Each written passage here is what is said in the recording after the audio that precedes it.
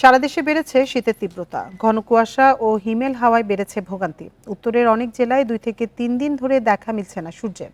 সর্বনিম্ন তাপমাত্রা রেকর্ড করা হয়েছে দিনাজপুরে 9.6 ডিগ্রি সেলসিয়াস। 3 দিন ধরে সূর্যের দেখা নেই দিনাজপুরে। তাপমাত্রা নেমেছে 9 ডিগ্রি সেলসিয়াসের ঘরে। রাতের পাশাপাশি দিনের তাপমাত্রাও কমেছে। শীতের দুর্ভোগ বেড়েছে খেটে খাওয়া মানুষের। হিমেল হাওয়া কষ্ট বাড়িয়েছে শ্রমজীবীদের। সকালে আসলে অনেক কষ্ট হয়, রোদ উঠলে আবার কষ্ট হয় না। পঞ্চগড়ে দিনভর মেঘাচ্ছন্ন থাকছে আকাশ, মাঝে মধ্যে বৃষ্টির মতো পড়ছে কুয়াশা। 2 দিন ধরে সূর্যের দেখা পাননি জেলার বাসিন্দারা। 3 দিন পর আবার দেখা দিয়েছে মৃদু শৈত্যপ্রবাহ। আমি সকালে বাইর হয়েছি, এমন ঠান্ডার জন্য মানে সারগুলো ছিটা যাচ্ছে না, এমন অবস্থা।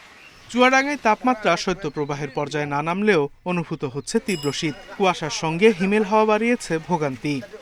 ঠান্ডায় লোকজন বেড়াইতেছে না, আমরা বেড়াচ্ছি টুকটাক, কিন্তু মানুষ প্যাসেঞ্জার কম। ঠান্ডাজনিত কারণে অসুস্থ হয়ে যায়, যার কারণে ক্লাসগুলো মিস যায়।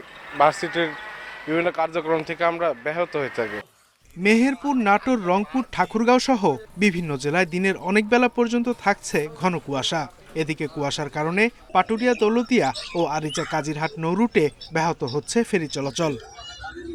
Sadequr Rahman Siddiqui, independent news.